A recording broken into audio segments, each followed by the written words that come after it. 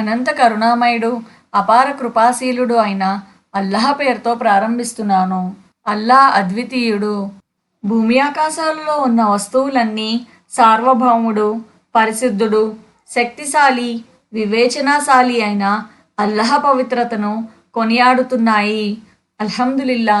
ఖురాన్ నుండి జీవిత పాఠాల్లో 12th పారా. భూమిలో సంచరించే ప్రాణులన్నింటికీ ఆహారాన్ని సమకూర్చే బాధ్యత అల్లాహదే.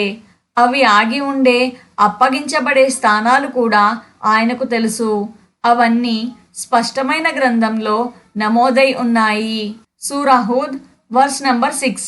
అల్లాహ్ సుబ్హానహు తఆలా ఇక్కడ ఏం తెలియచేస్తున్నారు అంటే, భూమిలో సంచరించే ప్రాణులన్నిటికీ కూడా ఆహారాన్ని సమకూర్చే బాధ్యత ఎవరిది అంటే అల్లాహ్ సుబ్హానహు తఆలాదే.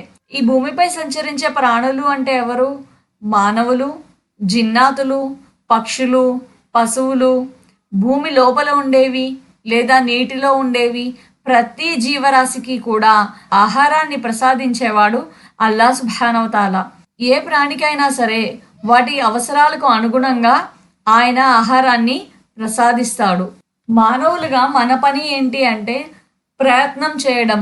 ఏ విధంగా అయితే పక్షులు ఉదయాన్నే ఖాళీ కడుపుతో అల్లాహ్ పైన నమ్మకంతో ఆహారం కోసం వెళ్ళిపోతాయో, తిరిగి అవి కడుపు నింపుకొని వాటి గూటికి చేరుకుంటాయి. అదేవిధంగా మానవులైన మనం పూర్తి విశ్వాసాన్ని అల్లాహ్ పైన ఉంచాలి. మరియు మనమేం చేయాలి అంటే పక్షులలాగా ప్రయత్నం మాత్రం వదిలిపెట్టకుండా చేయాలి.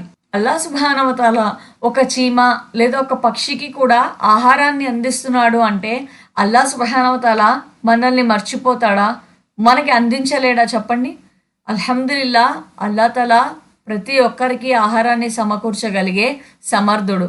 అయితే ఏం చేయకుండా ఇంట్లోనే కూర్చుని ఉండి నాకు అల్లాహనే ఇస్తాడండి అనటం ఇస్లాం పరంగా సరైన ఆలోచన కాదు. ఎందుకు అంటే మనం జీవనోపాధి కోసం ప్రయత్నం చేయాలి, పని చేయాలి. కానీ అదే మన జీవిత లక్ష్యం కూడా అయిపోకూడదు. మనం చిత్తశుద్ధితో పని చేయాలి. మన పూర్తి నమ్మకం అల్లాహ్ పైన ఉండాలి. మన కోసం మార్గాలను సులభం చేయమని, మన కోసం మార్గాలను తెరవమని అల్లాహ్ సుబ్హానహు తఆలాతో వేడుకోవాలి. ఇది ఈ ఆయత్ నుంచి మనం నేర్చుకునే విషయం. Next topic. ఓ నూహ్, నువ్వు మాతో వాదించావు, మరీ వాదించావు. మరి నువ్వు సత్యసంధుడివే అయితే మమ్మల్ని హెచ్చరించే శిక్షను తీసుకురా అని అతని జాతివారు అన్నారు.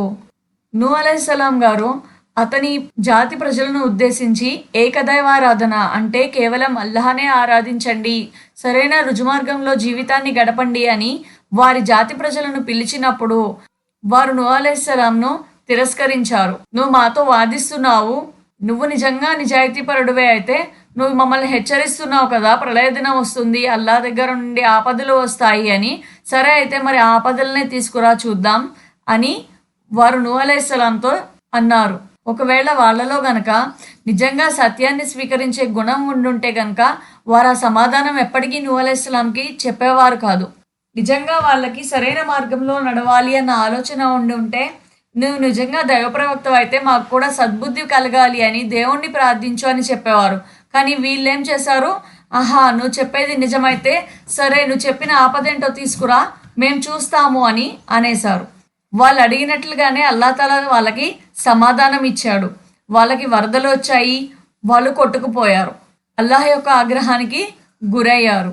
వాళ్ళే వాళ్ళకు వచ్చే ప్రాబ్లంని ఇన్వైట్ చేసుకున్నారు. దీని నుంచి మనం నేర్చుకోవాల్సిన జీవిత పాఠం ఏంటి అంటే మనం మన తెలివితేటలు మాత్రమే ఉపయోగించి వాటి మీద ఆధారపడి ఉండకూడదు. దానికి బదులుగా అల్లాహ్ పైన ఆధారపడాలి.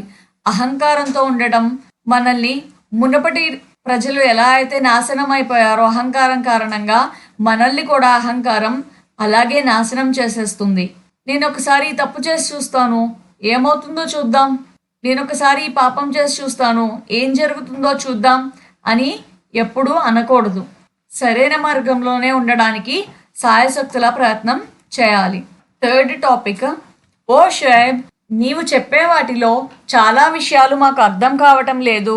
మేము నిన్ను మా మధ్య ఎంతో బలహీనునిగా చూస్తున్నాము. నీ వంశస్థులే లేకపోతే ఈ పాటికి నీపై రాళ్లు రువ్వి ఉండేవాళ్ళం. మా దృష్టిలో నువ్వు ఘనాపాటివి ఏమీ కావు అని వాళ్ళు చెప్పారు.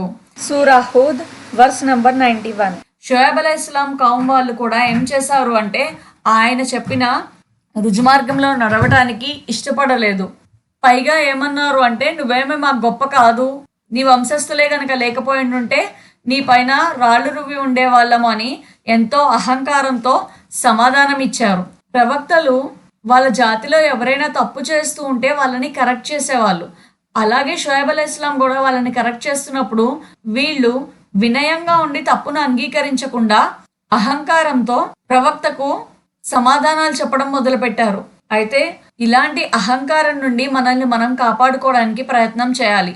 ఎందుకు అంటే మన డే టు డే లైఫ్లో కూడా మన వల్ల గునాయే కబీరా కానీ గునాయే సగీరా కానీ అంటే చిన్న పాపాలు ఘోర పాపాలు ఏమైనా జరిగినప్పుడు మన సాటి ముస్లిం బ్రదర్స్ ఆర్ సిస్టర్స్ ఎవరో ఒకళ్ళు మనల్ని లేదు వాచ్ అవుట్ యువర్ సెల్ఫ్, మీరు తప్పు మార్గంలో వెళ్తున్నారు, ఇది తప్పు, ఇది గునా, ఇది పాపం అని ఎవరైనా చెప్తూ ఉంటే ఏమని చెప్తారు అంటే అహంకారం వల్ల నా సంగతి నేను చూసుకుంటాను, నువ్వెవరు నాకు చెప్పడానికి అని అనేస్తారు. దీనికి కారణం అహంకారం అన్నమాట. ఎవరైనా మన తప్పుని చూపించారు అంటే అల్హమ్దులిల్లా మనకి కరెక్ట్ చేసుకోవడానికి ఒక ఆపర్చునిటీ వచ్చింది అని ఫీల్ అవ్వాలి. అంతేగాని అహంకారం కారణంగా ఏం చేస్తాము అంటే అది పాపం అన్న విషయాన్ని కూడా మర్చిపోయి వితండవాదం చేస్తాం. నేను ఒక్కడనే చేస్తానా ప్రపంచంలో, ఇంకా చాలా మంది ఉన్నారు కదా, ఈ ఒక్కటే కదా నేను చేసింది, నీకు నేనే కనిపించానా అని అహంకారంతో బిహేవ్ చేస్తారు. ఈ అహంకారం నుండి మనల్ని మనం ఎలా కాపాడుకోవాలి అంటే మనం అల్లాహ్ తాలా యొక్క జికర్ అధికంగా చేస్తూ ఉండాలి. అల్లాహ్ యొక్క ఔన్నత్యాన్ని ఎప్పుడు గుర్తు చేసుకుంటూ ఉండాలి. మన చుట్టూ ఉన్న వాళ్ళతో కూడా చెప్తూ ఉండాలి అల్లాహ్ ఎంత గొప్పవాడు అని. ఇంకొకటి, అల్లాహ్ ఏ ఆశీర్వాదాలు అయితే ఇచ్చారో వాటన్నిటికీ మనం థ్యాంక్ఫుల్గా ఉండాలి. ఈరోజు మన దగ్గర ఏదైనా ఉంది అంటే అది మొత్తం అల్లాహ్ నుండి వచ్చినదే.